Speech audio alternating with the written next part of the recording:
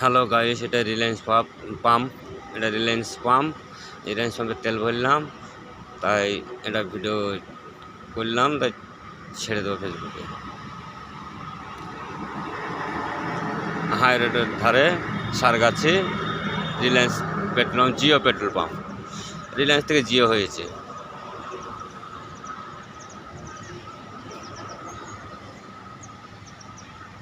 পাশে আলু স্টোর, ওই পরে আপনার শোরুম, গাড়ির শোরুম। এই জায়গাটা হলো নেকড়াতলা। গাছে কাপড় বাঁধে, যারা মনে আশা আছে সে আশাতে কাপড় বাঁধে, তাদের আশা পূরণ হয়।